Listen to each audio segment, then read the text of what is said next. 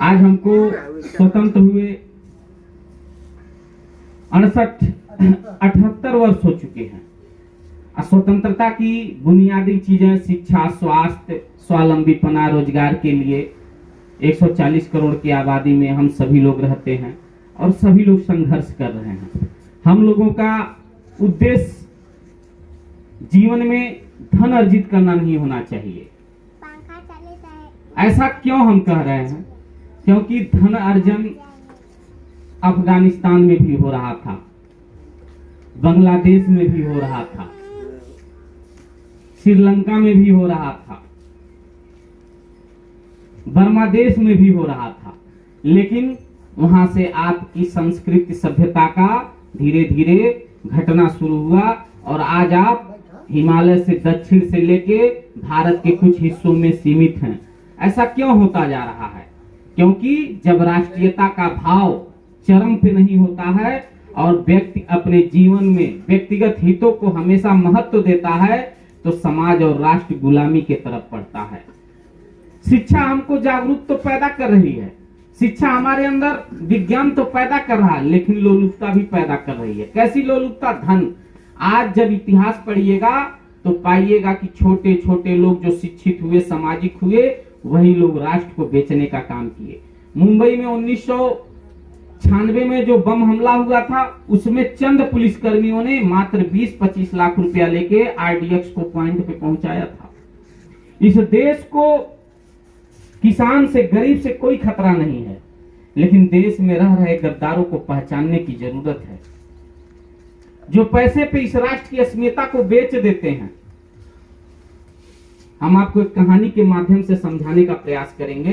एक पिता अपने 2 बेटों के लेकर एक पार्क में घूमने जाता है और पार्क का टिकट 5 वर्ष से कम उम्र वालों का नहीं लगता था। तो जब वो जाता है तो वहां कहता है कि मुझे 2 टिकट दे दीजिए।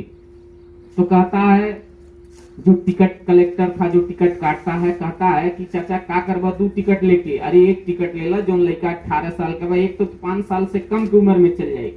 कहलस नहीं, तुम्हारे तो हमारे 5 रुपया बचौले के चक्कर में हमारे लड़का का भविष्य खराब हो जाए। क्यों? क्योंकि मैं अपने बेटे के सामने झूठ बोलूंगा। उस झूठ बोलने का असर इतना पड़ेगा। देखिए, कभी भी हम जीवन में कोई गलत काम करते हैं तो एक प्रथम बार में जैसे हमको थोड़ा सा जलालत महसूस होगा। आप अनुभव करिएगा, जब हम चोरी, बेईमानी, गलत काम कोई करते हैं तो करते वक्त तो झिझकते हैं, लेकिन एक बार, उसके बाद दूसरी बार थोड़ा और कम पीड़ा होगा, तीसरी बार थोड़ा और कम होगा, उसके बाद तो आदत पड़ जाती है।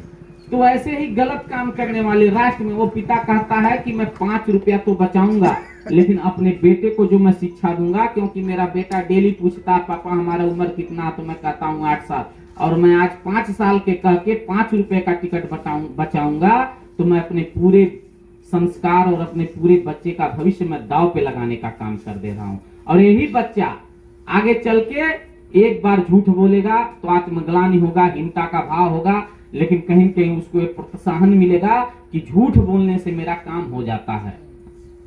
और इसी झूठ की वजह से आप देखिए, नेता हैं, लोग हैं, जितने भी बड़े लोग हैं, केवल झूठ बोलते हैं और झूठ को काटते हैं। आज देश और राष्ट्र कहां खड़ा है? छोटी छोटी पार्टियां हैं, कोई जाति राजनीति कर रहा है।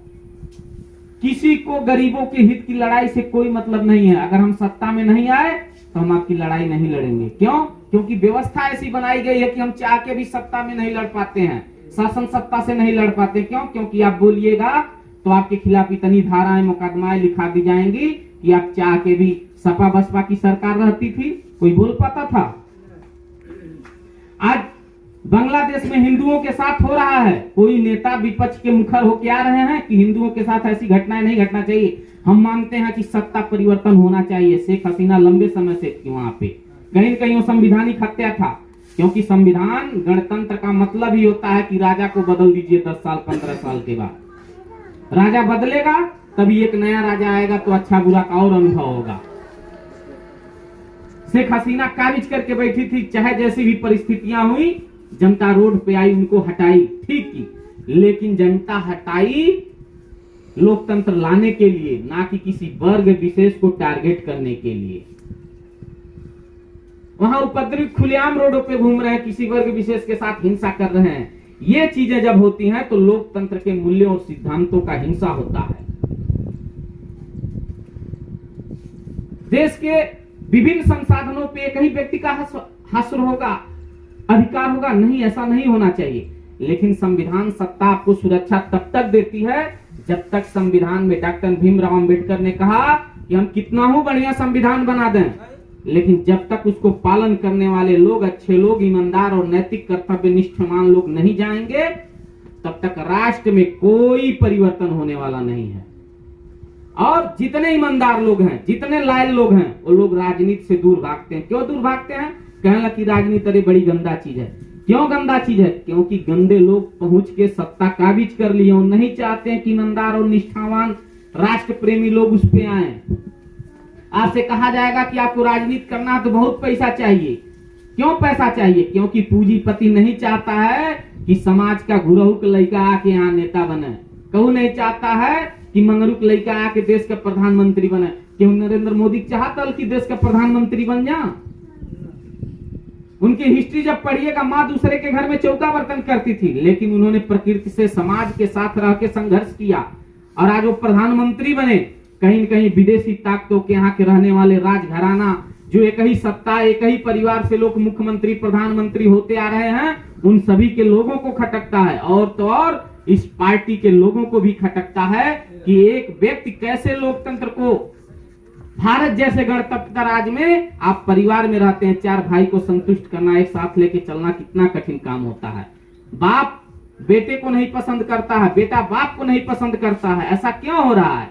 क्योंकि हम लोगों की मानसिकता धन के प्रति, हम लोग इतना गुलाम हो चुके हैं, इज्जत के प्रति इतना, हाँ धन हमको चाहिए स्वाभिमान के साथ, इज्जत भी चाहिए स्वाभिमान के साथ, लेकिन हम लोग अपनी गरिमा को बेचते जा रहे हैं। कभी जात के नाम पे, कभी व्यवस्था के नाम पे, कभी हमको सरकारी लाभ पहले मिल जाए। गांव में अगर कोई आपसे ज्यादा गरीब है, आप ईश्वर को एक बार धन्यवाद दीजिए सुबह उठ के कि आपको भोजन के लिए उठ के कहीं काम पे नहीं जाना पड़ रहा है, किसी को वहां नौकरी नहीं करना पड़ रहा है।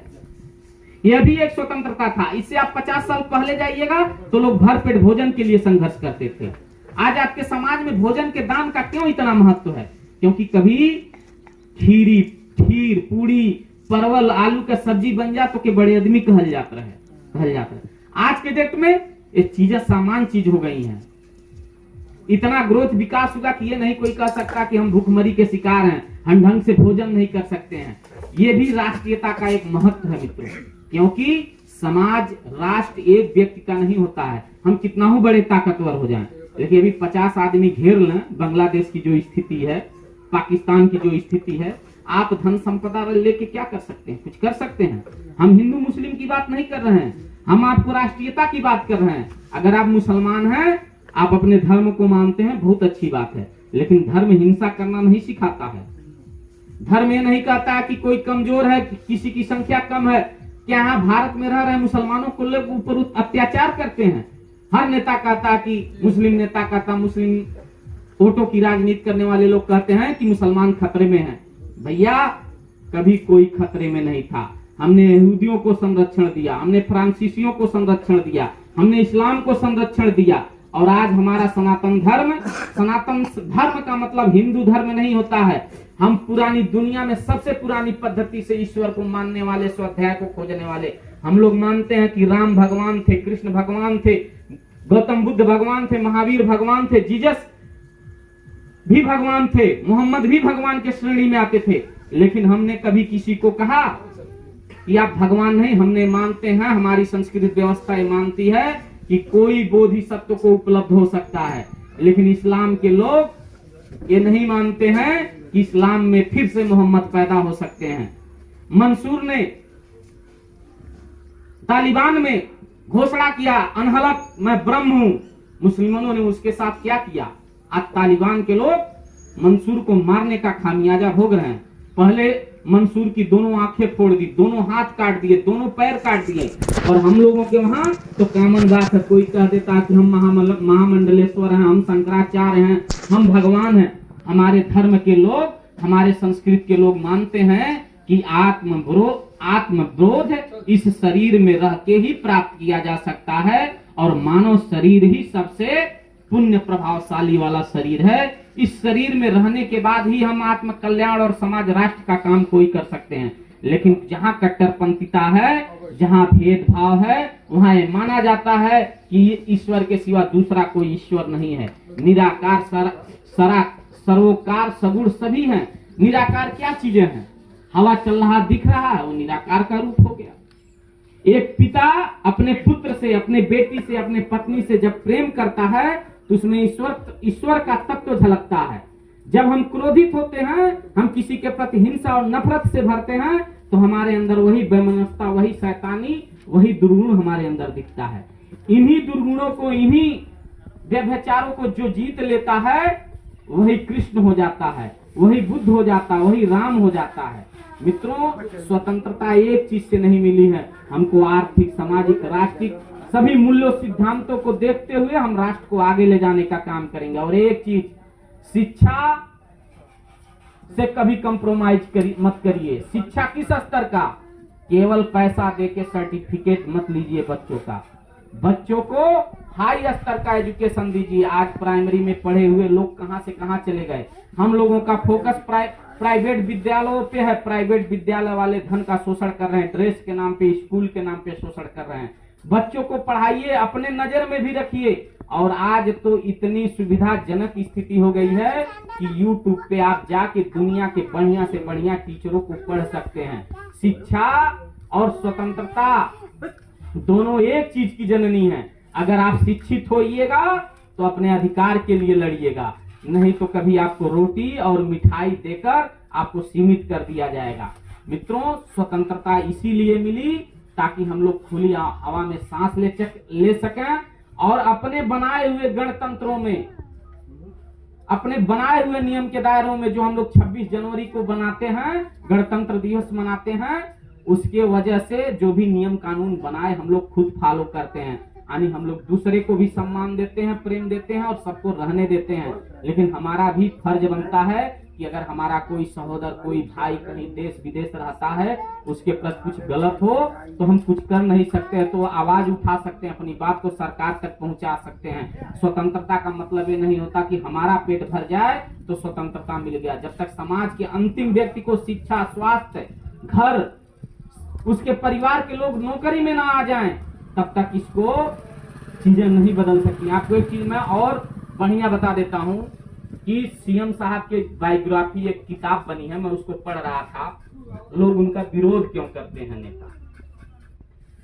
उन्होंने मंगाया, टैक्सेशन फाइल था, यानी मंत्री और विधायकों का टैक्स जो है उत्तर प्रदेश सरकार देती थी। उन्होंने तत्काल लागू बंद कराया, तत्काल से तुरंत बंद कराया।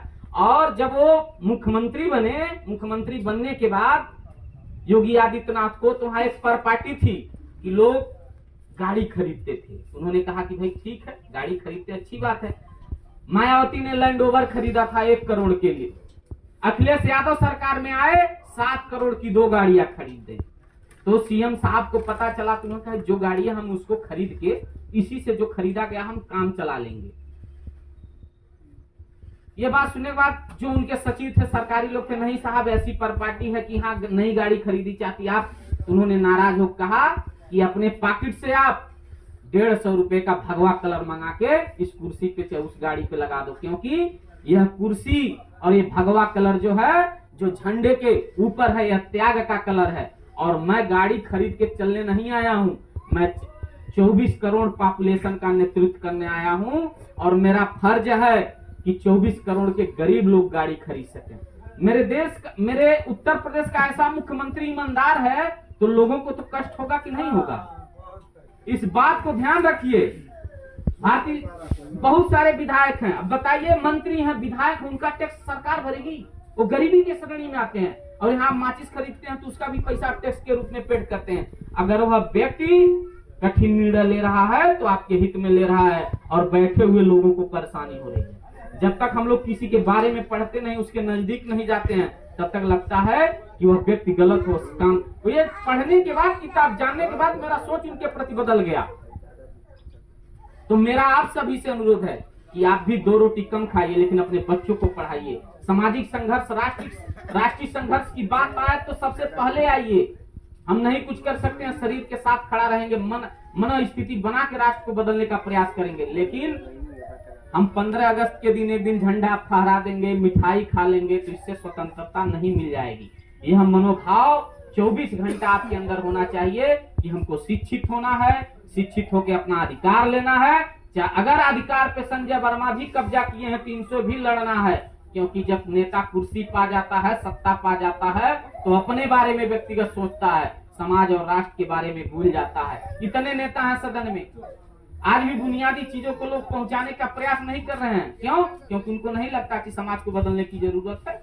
उनको लगता है अरे जनता है, चुनाव आइल बा, पूंजीवादी व्यवस्था कई दो ताकि राजकुमार वर्मा ऐसा स्लोगन प्रधानी चुनाव भी न लड़ सके। काहे कि 50 लाख खर्चा होला। आज जनता आप भी बदलिए, मैसेज दीजिए, नहीं भैया हम मीट और दारू लेके पैसा वोट ना देवे, हम वोट देवे फ्री में, और ग्रामीण विकास ना हुई प्रधान साहब उनके अगले 5 साल के बाद हटा देवे। नेता किस चीज का लाभ ले रहा है? आपको लड़ा के 5 साल के बाद ठीक बा, अरे तू ही एक वोट नहीं देबा, तू नहीं देबा तुम्हारे भाई राशन कार्ड बन जाये, तू नहीं देबा तुम्हारे भाई को हम आवास दे देबा। लेकिन समाज के अंतिम व्यक्ति के लिए लड़िएगा। गांव में जब परिवर्तन आएगा, महात्मा गांधी ने कहा था कि भारत का देश गांव में बसता है, और गांव में जब आर्थिक स्वावलंबीपना कैसे आएगा? छोटी छोटी कुटीर उद्योग, लघु उद्योग के माध्यम से आएगा। मैं व्यवसायी हूँ, समूह के वर्गों ने इतना लोन बांट रखा है गांव में कि आज दुकानों पे रौनक नहीं है, क्योंकि गांव के लोग लोन देने में, समूह का लोन देने में परेशान है।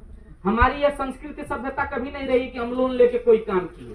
लोन लीजिए किस चीज के लिए? घर बनवाने के लिए नहीं, लोन लीजिए उद्यम करने के लिए, व्यवसाय करने के लिए। अगर आप 5 लाख रुपया लेके लोन बनवा लिए तो आपका पैसा ब्लॉक हो गया ना। वो पैसे से आप पैसा नहीं कमाइएगा, उस घर में रह सकते हैं। लोन लेके बिजनेस करिए, किसी भी चीज का बिजनेस करिए, टिकिया फुल्की चाट ही बेचिए, पकौड़ी बेचिए, 5 लाख रुपया भर दीजिएगा। लेकिन लोन लेके घर बनवा लीजिएगा तो पैसा आप चुका नहीं पाइएगा, खेत बेचना पड़ेगा, क्योंकि 10% सालाना भी बहुत होता है। ऐसा कोई घर नहीं है कि हमको गांव में पता नहीं चला कि समूह का लोन नहीं है। हमारी संस्कृति कि हम 100 रुपया कमाते थे तो 5 रुपया खर्च करते थे, 95 बचा के रखते थे, उसमें बहन बेटियों को भी देते थे। लेकिन आज स्थिति बदली है, पूंजीपति उद्योगपति समूह के द्वारा आपके गांव में पहुंच गया और आपको पता ही नहीं चल रहा है। हम गलत नहीं कर रहे हैं, गांव के हर लोग परेशान है समूह के लोन को लेकर। ये क्यों हुआ? क्योंकि हमारा कल्चर अमेरिकन कल्चर नहीं है, हम वेस्टर्न कल्चर को फॉलो नहीं करते हैं। क्यों? क्योंकि हमने हमेशा कमाने के बाद खर्च किया है, और आज कर्ज लेके आप खा के परेशान हैं। हर घर का व्यक्ति परेशान है, ऐसा कोई घर नहीं जिस घर में समूह का लोन नहीं है। और आप मेहनत करके, मजदूरी करके जो पैसा इकट्ठा किए पूंजीपतियों के पास जा रहा है। इस पे आप लोग सरकार को ज्ञापन दीजिए, जो भी समूह का लोन है सरकार माफ करे, ये इलीगल तरीके से चलाया जा रहा है। आप बैंक भेजाइए लोन लेने के लिए, अभी बैंक आपका जूता घिसवा देगा, लोन नहीं पास होगा। इन सभी चीजों को बदलने की जिम्मेदारी हमारी है। कितने उद्यमी पैदा हुए हैं समूह से लोन लेके? कोई उद्यमी पैदा भइल है? और नहीं तो हर घर की स्थिति इतना खराब हो गई बा, नहीं तो सरकार में बैठे हुए लोगों को दिखाई दे रहा है ना, बाहर के बैठे हुए लोगों को दिखाई दे रहा है। 20 लोगों का समूह बनावा, अब मेहरारू आज का जेवर बंधक रख के उनके पैसा देती थी, उनसे उधार लेके पैसा उनके देती थी। ये हम देश को कहाँ ले जाके किस मुहाने पे खड़ा करना चाह रहे हैं? हमारा आध्यात्मिक बल, जब दुनिया के लोग, पश्चिम के लोग जो संपन्न लोग रहते थे, देखिए 140 करोड़ पॉपुलेशन के लोगों को भोजन संसाधन मिल जा रहा है, ये भी बहुत बड़ी बात है। लेकिन जब तक आप कोई भी व्यापार, देखिए उत्तर प्रदेश जैसे क्षेत्र में कुछ भी बेचना संभव है। 24 करोड़ का पॉपुलेशन चाइना, जापान को छोड़ने के बाद किसी देश का नहीं है। और उस देश के लोग किस स्थिति से गुजर रहे हैं, ये हमारे सरकार को भी सोचना चाहिए, हमारे नेताओं को भी सोचना चाहिए। लेकिन हमारे नेता जो सदन में जीत के चले जा रहे हैं, खुद बिजनेस खोलने के लिए परेशान है। उनको जनता की चक्कर नहीं है कि जनता हमारी कहाँ जा रही है। तो बहुत नहीं कहते हुए, क्योंकि काफी लंबे समय से मैं बोल रहा हूँ, फिर कभी आप लोग अवसर दीजिएगा। देखिए, अपना विकास अपने कठोरता और अपने अनुशासन में ही रहते हो सकता है। और उद्यम एक ही तरीका नहीं है, जैसे हम बाहर काम कर रहे हैं वैसे हम गांव घर में भी काम कर रहे हैं। यहाँ स्किल दिया जाए, स्किल के लिए सरकार तमाम तरह की योजनाएं लाती है, लेकिन जो सरकारी हैं, सरकारी कर्मचारी उसको जमीन पे नहीं पहुंचा पाते हैं। और हमारी आम जनता भी, अभी देखिए हम पेपर में एक दिन पढ़ रहे थे, ग्रामीण उद्यमियों के लिए सरकार 15 लाख रुपया लोन दे रही है, लेकिन उन अधिकारियों के पास गांव को लोन देने के लिए लोग नहीं मिल रहे हैं। पेपर में अमर उजाला में निकला हुआ था। समूह वाले घर घर पहुंच के लोन दे रहे हैं, क्योंकि उनको इंटरेस्ट ज्यादा मिल रहा है। और गांव के ही 10 लोग मिलके गांव वाले के घेर लिए तो कितनों खैले रही तो दियल से जलालत तो कोई पैसा खाट पचा ले, कब बोला पचा पाई। 2-4 लोगों को छोड़ दीजिए। तो हमारे कहने का मतलब यह है कि उद्यम इसी तरह से बनेगा कि हम लोग तकनीक को खोजें, विज्ञान को पैदा करें, लेकिन विज्ञान से भी बड़े लोगों का कब्जा हो जा रहा है। कुल मिला जुला के नौकरी में भी सब व्यक्ति नहीं आ सकता है। इसका हल क्या है? हल ये है कि हम छोटा छोटा व्यवसाय करें, और छोटे छोटे व्यवसाय से सरकार को बताइए। जैसे यहाँ फर्नीचर का उद्योग है, जिले का 1 by 1 प्रोडक्ट है फर्नीचर का, तो छोटा छोटा उद्यम जब हम लोग जोड़ेंगे एक दूसरे से, जैसे यहाँ का बनाया हुआ चीज लोकल के लोग खरीदें। बाहर हम जैसे बाटा के दुकान पे जाके चप्पल खरीदते हैं, एडिडास का जूता मैं भी पहना हूँ। जब से मैं पढ़ना अध्ययन शुरू किया हूँ तब से मैं छोटे दुकानदारों के वहाँ सामान खरीदता हूँ। हम लोग छोटे दुकानदारों के वहाँ सामान खरीदें, उससे उनका भी कमाई बढ़ेगा। और पैसा, जैसे मोदी जी का नारा है कि लोकल फॉर वोकल, वो पैसा छोटे लोगों के पास रह जाएगा। यहाँ लेकिन पैसा हो जाला तो आदमी तुरंत गोरखपुर खरीदे जाला, क्योंकि वो पैसा आप उठाए बड़े आदमी को ले जाके हैंडओवर कराए। और आपने अपने गांव के छोटे व्यापारियों का विकास रोक दिया। जैसे यहाँ छोटी सी कंपनी खुली है, कोई भी 2 पैसा महंगा पड़े फिर भी आप यहीं से मार्केटिंग करिए, क्योंकि वो पैसा आपका यहाँ रहेगा, बाहर नहीं जाएगा। नहीं तो उद्यमी तो इतने समझदार हैं, आप जाके देखिए महाराजगंज में आज के डेट में ऐसी कोई कपड़े की कंपनी नहीं है और जूते की कंपनी नहीं है कि वहां आके नहीं लगाई हुई है। क्यों?